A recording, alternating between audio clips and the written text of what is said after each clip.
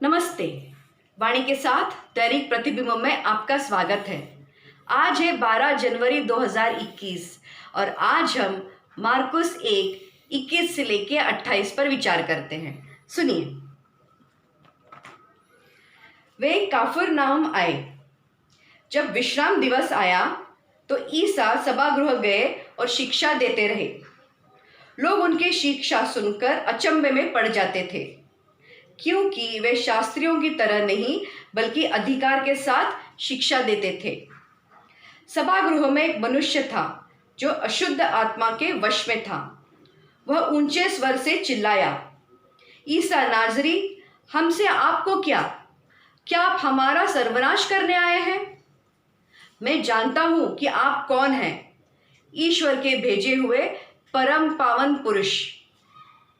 ईसा ने यह कहते हुए उसे डांटा, चुप रह, इस मनुष्य से बाहर निकल जा। अपदूत उस मनुष्य को झकझोर कर ऊंचे स्वर से चिल्लाते हुए उससे निकल गया। सब चकित रह गए और आपस में कहते रहे, यह क्या है? यह तो नए प्रकार की शिक्षा है। वे अधिकार के साथ बोलते हैं। वे अशुद्ध आत्माओं को भी आदेश देते हैं और वे उनकी आज्ञा मानते हैं। ईसा की चर्चा शीघ्र ही गलीलिया प्रांत के कोने कोने में फैल गई। यह प्रभु की वाणी है। क्या आपने कभी गौर किया है कि कुछ शिक्षक और प्रचारक पूरे आत्मविश्वास और अधिकार के साथ बोलते हैं, जबकि अधिकांश ऐसे नहीं करते हैं? अंतर क्या है? यह अनुभवात्मक ज्ञान है। उनका ज्ञान अच्छी किताबों को पढ़ने से नहीं बल्कि उसे जीने से आता है। हालांकि उनके उपदेश कितने भी शक्तिशाली क्यों ना हो और कितने भी परिवर्तनकारी क्यों ना हो, वे 2000 साल पहले इस धरती पर चले हुए किसी व्यक्ति की शक्ति और अधिकार से मेल नहीं खा सकते, क्योंकि वह ही शक्ति और अधिकार था। उसका नाम यीशु था। जब वह घोषित करता तो वह हो जाता। उसने तूफान से कहा, शांत हो, थम जा, और वायु थम गई और एक पूर्ण शांति छा गई। मार्कुस 1:39 में देखे।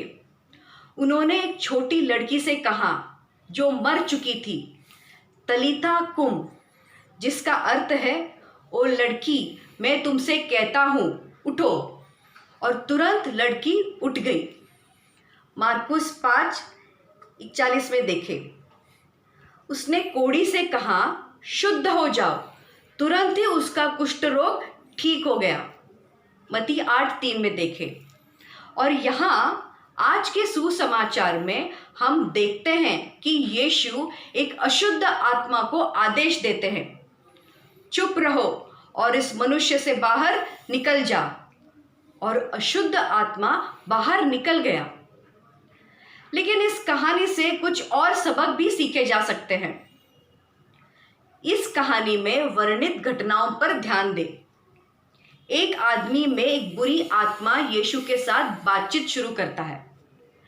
इस भाग में चुनौती और भय दोनों भी है।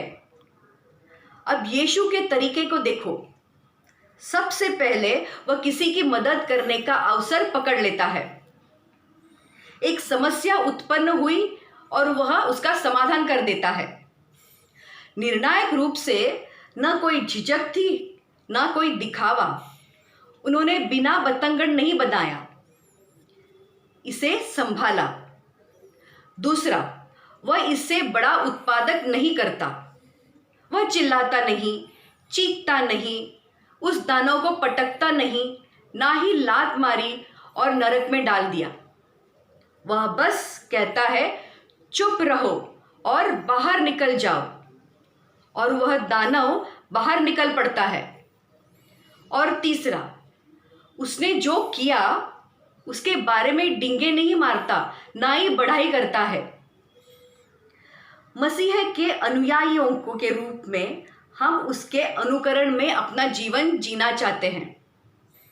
हम सब उसकी छवि और समानता में बनाए गए हैं। नतीजतन हमें उसके उदाहरण का अनुसरण करने की आवश्यकता है। हमें यह भी याद रखने की जरूरत है कि अगर उनके शब्दों में शक्ति है तो हमारे में भी है। शास्त्र हमें बताता है कि जीवन और मृत्यु दोनों मनुष्यों के जीवा के अधीन है। उसका सदुपयोग करो और तुम्हें उसका फल प्राप्त होगा। सुक्ति ग्रंथ 18:21 में देखें। हमारे शब्द में जीवन और मृत्यु की शक्ति है, फिर भी हम उन चीज़ों को बहुत लापरवाही से कहते हैं। हम लोगों को शाप देते हैं, हम उनकी निंदा करते हैं, हम गुस्से में मूर्खतापूर्ण बातें करते हैं।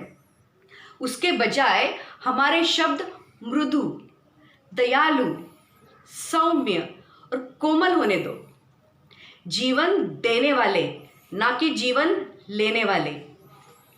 और हम इसके परिणाम स्वरूप आश्चर्यजनक और अद्भुत चीजें होते हुए देखेंगे। यीशु का शांति और प्यार आपके साथ बना रहे।